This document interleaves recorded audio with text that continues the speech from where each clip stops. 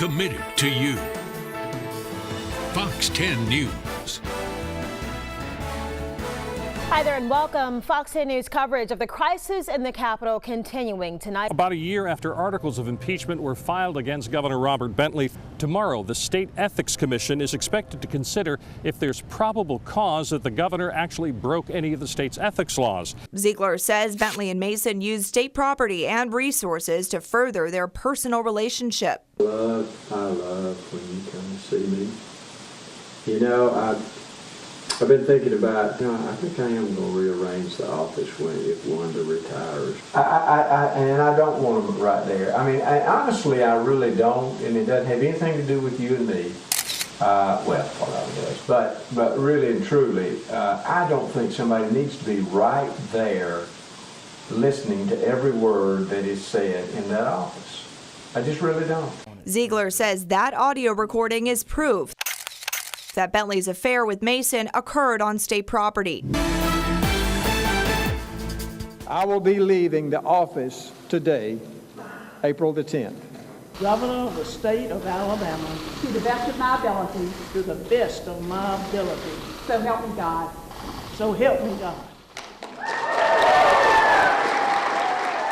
There's been a dark cloud hanging over our great state. The people of the world, much less the nation, have all their eyes on Alabama, and it's not for the right reasons. During the afternoon news conference, I gave Governor Ivey the results of our poll. Here's what she had to say. Listen. Governor, I'm Bob Grip from Fox 10 in Mobile. Yes, Bob. We did a poll of the 1st Congressional District just yesterday. We talked to 1,500 people and found that 61% wanted an election very soon, and that 64% thought that Luther Strange was a bad choice to be senator. Could you respond to that? Well, I understand the concerns that people have. I really do. But there's also the financial impact of the state's general fund, which is in dire straits and tough at best. So I have to weigh both of those factions, and I do have some concerns, but I've also got to weigh the impact of changing the date. Roy Moore made a memorable stop in Fairhope last time he was here a couple months ago. I believe in the Second Amendment.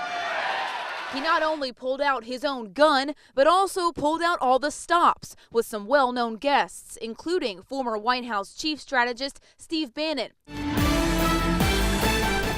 And breaking at this hour, what a night across our state. Thousands of people on the edges of their seats watching these numbers come in. We have been on top of this election, and we have live team coverage across the state. Katie Weiss is with the Jones camp in Birmingham. Lee Peck has been with Moore Party in Montgomery. And Alexa Knowles is in Bay Minette, where those votes are being counted. Toy Thornton is at a Democratic watch party in the Port City. We can feel the energy in the room. They are very excited here tonight. A lot of people here tonight feel like this will be a victory party for Roy Moore, even though the election has not been called yet. All right, and breaking news, this being called by the Associated Press, Democratic candidate Doug Jones has won the Alabama Senate election. Obviously the excitement is bubbling over here. Doug Jones just tweeted, "Thank you, Alabama." Yes, as you mentioned, it's very loud here. The energy is huge. Roy Moore has decided not to concede the race just yet. What are your thoughts about that? Well, I'm not worried about that. We won. We're going to enjoy the night and celebrate. Just so proud of the people of Alabama. And the hunt is still on for a suspected killer. Authorities along the Gulf Coast are searching for 44-year-old William Billy Boyette and the woman who is with him, 37-year-old Mary Rice, seen here in this picture. Fox 10 News obtained this picture of the two in the woods yesterday on the run from police. Boyette is accused of killing 3 women over a 4-day period and shooting a 4th victim just this morning. And now Fox 10 News is committed to keeping you alert and updated on any information regarding Boyette and Rice. 3 women murdered, another woman critically injured across 2 states. Billy Boyette is the prime suspect, public enemy number 1. And Boyette and Rice believed to be traveling in a car much like this one, a white 2006 Chevy Cobalt with heavy damage to the rear passenger side. This man murdered my daughter so bad, shot her so bad that we cannot have an open casket for her. We understand that authorities have them surrounded. They found the car that they were in, that Chevy Cobalt that we've been telling you about, and we understand that there's no place for them to go. Some breaking news here. We understand that Mary Rice has been taken into custody. William Boyette is dead. He apparently committed suicide, which may account for the fact that we saw an ambulance coming up. So again, it looks like this confrontation really is over. What I can tell you is what I can see. The parade was just beginning when there was a lot of commotion with the band and what looks to be the Gulf Shores band.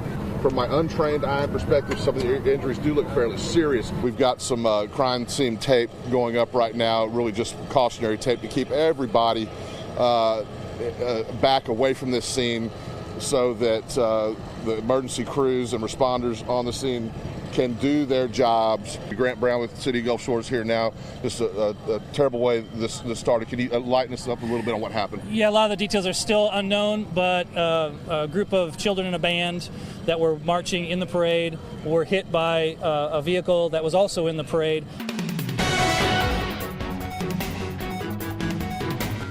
The winds are screaming down there at over 70 miles an hour.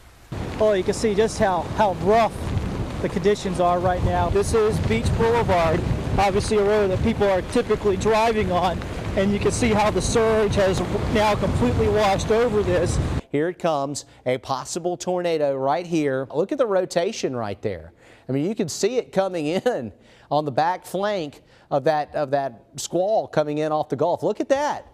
It shows up very well. This is the second waterspout we've captured on video live on television today. And this is the main road. This is normally one of the lanes to get over the bridge. Now it's just a steady wind that almost knocks you over. I've had to hold on to the pier. But right now I kind of want to switch the camera on the street. I don't know if you can see this, but we are actually driving on Highway 182. We're heading west. We're actually driving in the center lane. More than 100,000 people are in shelters all over the state. Providing that the wind has been coming out of the north, the chlorine would have killed us.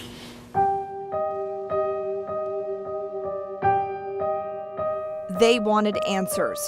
Their community had allegedly been exposed to a cloud of toxic chlorine gas. It's scary. They didn't tell us how much got out into the air. They didn't tell us how the leak was caused. I uncovered documents from Olin that show 738 pounds of chlorine gas was leaked that night. Listen as the supervisor asks for the dispatcher's advice. There's chlorine gas at the boat landing. Do you think we need an officer to block off the road for nobody to go down to the boat landing? I can send you one if you want me to. We could smell the strong smell of chlorine. I was feeling somewhat discomfort in my throat, at the time, breathing it. Coker says he got really sick and had to miss work. Another Fox News investigation gets results. After we exposed a dangerous chlorine leak in McIntosh, the city's police department is now getting respirators to safeguard officers from any future hazards. Chief Reddy credits the work of Fox 10 News Investigates for this equipment in his hands today. I think your reporting definitely did, shine the light that we need. It was a big need, and Olin stepped up and give the equipment to us that we need to have when we respond to their facility. It was supposed to be the crown jewel of Mobile's waterfront, a museum that would foster learning and draw thousands of visitors to the port city. But for years, Gulf Crest has been mired in turmoil and financial crisis. Fox 10 News Investigates committed to tracking how your tax dollars are being spent. In this case, more than $30 million. Those are some of the things the city is doing, but will it be enough to keep the museum afloat? Well, our investigation found it's going to have to be enough because neither the city nor the nonprofit can afford to let it fail. Remember the $26 million in federal transportation grants that I showed you were the key factors in getting construction underway? Well, now city officials are beginning to realize they will need to assist the Gulf Quest nonprofit to ensure the museum doesn't go under a second time around. Because closing the museum for good could force the city of Mobile to pay back the federal tax dollars. I found eating some seafood from Mobile Bay could pose a danger to your health. It's depressing. Golly, it's making me uncomfortable. This is a safety hazard. And this is a device that's going to help us scoop up the sediment from the bottom of the bay and bring it back up to the surface here.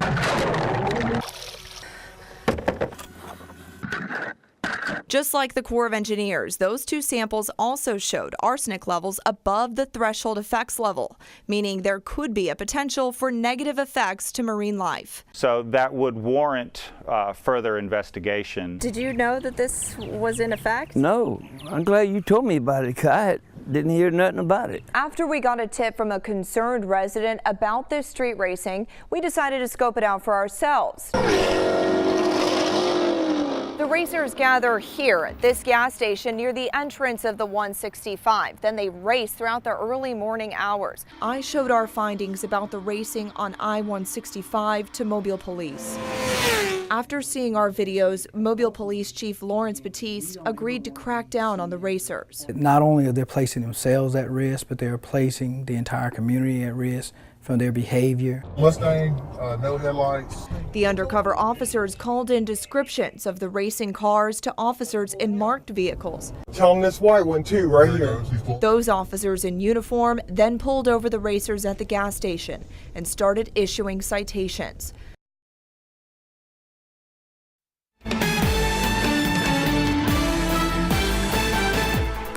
We begin tonight with breaking news. Today, Fox 10 News filed a lawsuit against the city of Mobile seeking the release of public records, including the police department's body camera policy.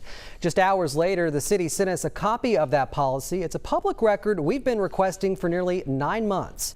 It's 5 pages long and details the purpose and procedures for the body cameras. It indicates the policy was put in place on March 4th, 2016. But the police department started rolling out the body cameras almost a year prior to that, in June 2015. We posted a complete copy of the policy for you to read on our website. It's there right now on fox10tv.com. Fox 10 News Director Scott Flanagan shared with city leaders recent poll results showing more than 70% of registered voters we polled in Mobile believe that body camera video should be made public. In terms of being an effort by Fox 10 News to obtain this video, it's important to clarify that we're not using this for entertainment purposes at all. Our job is to hold the powerful accountable and to be the voice for the voiceless. Attorneys representing the city of Mobile had hoped Judge Rick Stout would dismiss the lawsuit brought against them because of the city's continued denial of the release of public records. But no such luck was in store. Instead, the judge indicated he would not be dismissing the case, and he would give Fox 10 News an opportunity to amend our original complaint in order to continue the pursuit for all public records surrounding police body cameras, a topic that's been under scrutiny since the police chief had to apologize for an officer pepper spraying students last year at the Loop. Because Fox 10 News believes you have the right to see police body camera video paid for with your tax dollars. The judge heard arguments from both sides of the debate about whether or not police body camera video should be considered public record. During the hearing, the judge also recognized the importance of this issue before him, as the body cam debate is an issue facing local governments across the nation, as more and more law enforcement agencies begin to use body cameras. He'll likely release an opinion in the coming weeks. We'll, of course, let you know when a decision is reached. All right, we're just seconds away from the total solar eclipse from the country's heartland. We want to go live now to Carbondale, Illinois. They're about to get that total eclipse. We have reporter Matt Chambers there for you. Surreal experience I have ever been a part of. If I didn't know better, I would say it was the will of the 14,000 people inside Saluki Stadium that made this cloud at least temporarily move away. We have taken the filter off of the camera lens because at this point there is so little of the sun left and so much cloud cover still to be had. We're so close. This crowd is chanting, "Clouds go, clouds go." These are solar eclipse glasses. I mean, you can learn a lot just by being out here. Really cool, you know. I mean, it hasn't happened in 30, 40 years. You certainly can tell that, you know, it is happening because That's right. it has just changed. It's dramatically cooler, and also it's a little darker out there. I know you said your grandchildren were seeing this. At Do the they get it, though? They're so young. Yeah, I think they're just sort of fascinated by it. And I just got a picture from my other daughter in Baton Rouge, Louisiana, and it's really cool crescent shadows on the ground. So that's another good way to observe the eclipse, is to look at the shadows. Right now, looking at it, you know, it's still a pretty significant eclipse here. I mean, I would say probably 92 or 93%, something like that right now. So it's still a significant eclipse. Definitely want to have these glasses handy. Today it is the Fox 10 Gilmore Services Shred event. I appreciate it because, boy, this is safe. It was great. We appreciate it greatly.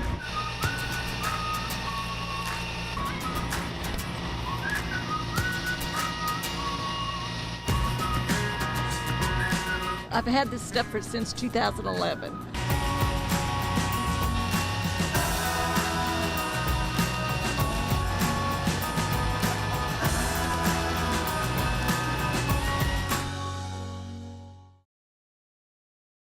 Cathedral Square downtown is smelling good for the 3rd annual Cajun Cook-Off. More than 20 teams competing for the best Cajun dish. You can see all of their tents around me, and the best part is folks who come get to try them all. Since 6 o'clock this morning, working real hard, sweating. We've got Conecuh and crawfish hush puppies, remoulade. It's a beef and lamb stew with okra. I'm just getting started. I think this is the best. Food, more food, a little bit of beer. Life is good. Every single booth, it is the best. Thanks to Fox 10 and all of our sponsors for making the Downtown Cajun Cook-Off a real winner for the Child Advocacy Center's healing services for child abuse victims.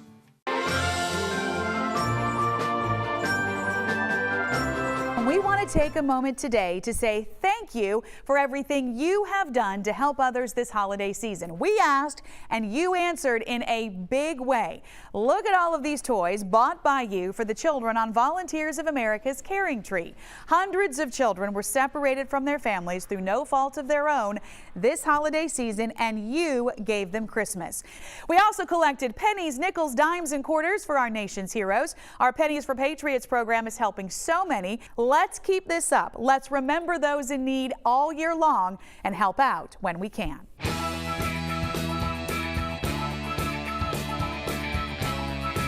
When you saw her in the hospital going through those seizures, what were you thinking? When I got my chance, I prayed and I prayed.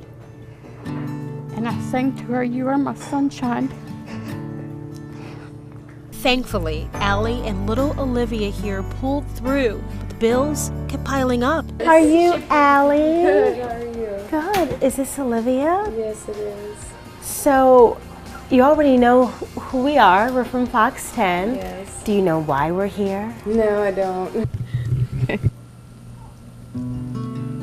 Are you kidding me? That is rent for a whole year.